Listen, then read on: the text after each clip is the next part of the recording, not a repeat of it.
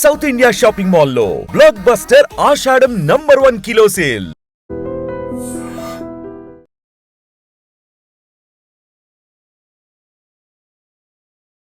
అందరికీ నమస్తే. నేను మీ యశస్వి సంతోష్. చాలా మంది స్టూడెంట్స్ నీట్ 2025 కౌన్సిలింగ్ కోసం వెయిట్ చేస్తున్నారు.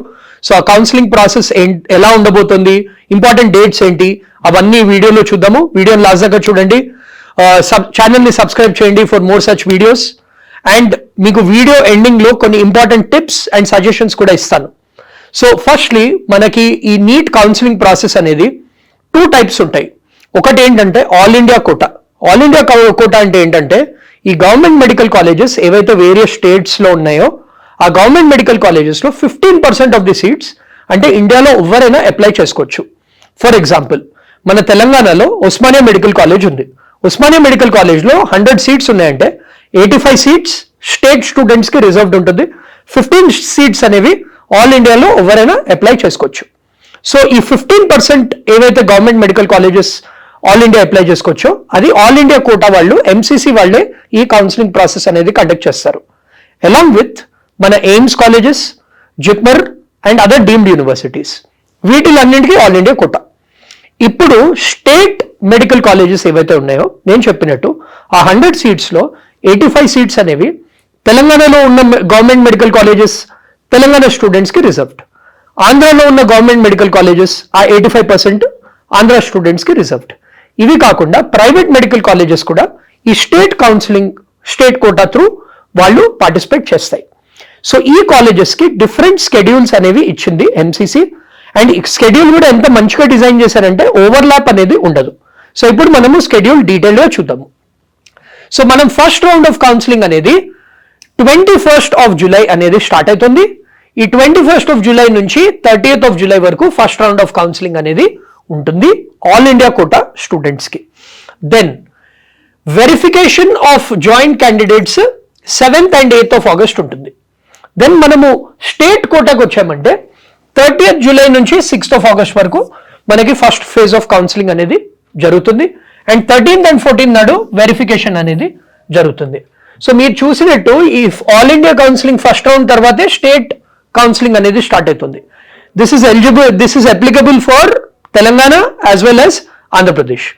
ఇప్పుడు మనం సెకండ్ చూసామంటే last date of joining first round of counselling the 6th of August. And మీరు స్టేట్ కౌన్సిలింగ్ మనం చూసామంటే it is 12th of August. So ఇది మన counselling process for the first phase. ఇలా మనకి 3 రౌండ్స్ ఆఫ్ కౌన్సిలింగ్ అనేది ఉంటుంది. సెకండ్ ఫేజ్ మనం చూసామంటే 12th ఆఫ్ ఆగస్ట్ నుంచి 20th ఆఫ్ ఆగస్ట్, ఇది మన ఆల్ ఇండియా కోటా చూస్తే. అదే మన స్టేట్ కోటాది చూసామంటే 19th నుంచి 29th ఆఫ్ ఆగస్ట్. సో మీరు చూస్తున్నారు అన్ని కౌన్సిలింగ్ ప్రాసెసెస్ అనేవి ఆల్ ఇండియాది స్టేట్ది ఫస్ట్ రౌండ్, అగైన్ ఆల్ ఇండియాది స్టేట్ది సెకండ్ రౌండ్. ఇలా మనకి థర్డ్ రౌండ్ ఆఫ్ కౌన్సిలింగ్ అవుతుంది అండ్ లాస్ట్ కి మాపప్ రౌండ్ అనేది అవుతుంది. సో ఆ డేట్స్ కూడా నేను మీకు ఇప్పుడు చూపిస్తాను. సో మీరు ఇప్పుడు చూసారంటే థర్డ్ రౌండ్ ఆఫ్ కౌన్సిలింగ్ అనేది 3rd నుంచి 10th of September. So 3rd నుంచి 10th ఆఫ్ సెప్టెంబర్ మన స్టేట్ కోటాకి, ఐ మీన్ మన ఆల్ ఇండియా కోటాకి, అండ్ 9 to 18th వచ్చేసి మన స్టేట్ కోటాకి.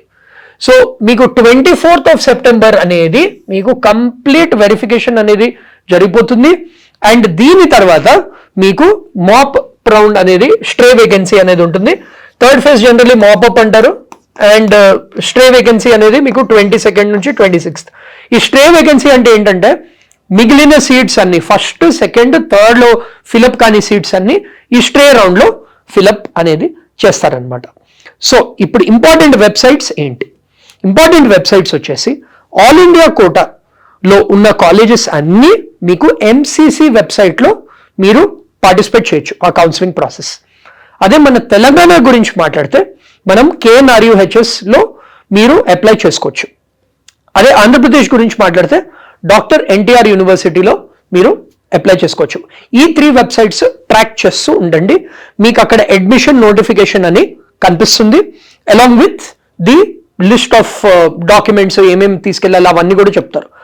సో ఇప్పుడు ఇంపార్టెంట్ ఇన్ఫర్మేషన్, ఈ కౌన్సిలింగ్ ప్రాసెస్ ఎలా ఉండబోతోంది. కౌన్సిలింగ్ ప్రాసెస్ 3 సింపుల్ స్టెప్స్ లో జరుగుతాయి.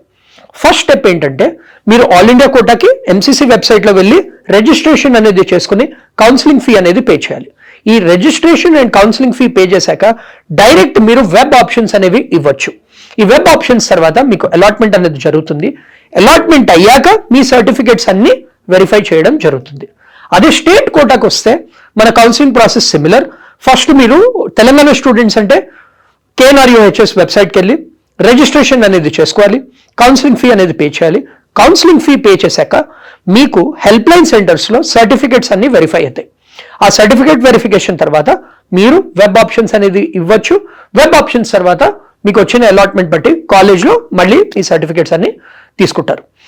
ఇది మన state wise counselling process. So first round తర్వాత మీకు సీట్ వచ్చినప్పుడు మీకు చెప్పినట్టు 3 rounds ప్లస్ స్టే రౌండ్ ఉంటుంది. ఫస్ట్ రౌండ్లో అలాట్మెంట్ తర్వాత మీకు చాయిస్ ఉంటుంది. మీరు ఆ కౌన్సిలింగ్ వచ్చిన సీట్ తీసుకుని సెకండ్ రౌండ్కి వెళ్ళొచ్చు.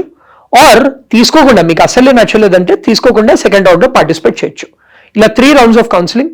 ఆబ్వియస్లీ మీకు ఎవ్రీ రౌండ్ ఆఫ్ కౌన్సిలింగ్ తర్వాత ఎన్ని సీట్స్ మిగిలాయి, ఎన్ని కాలేజెస్ ఉన్నాయి, అవన్నీ కూడా మీకు ఇన్ఫర్మేషన్ అనేది రెగ్యులర్ బేసిస్ మీద ప్రొవైడ్ చేయడం జరుగుతుంది. మీరు ఈ ఛానల్ని సబ్స్క్రైబ్ చేశారంటే మేము కూడా రెగ్యులర్ అప్డేట్స్ అన్ని ఇస్తున్నాము as and when the counselling process starts.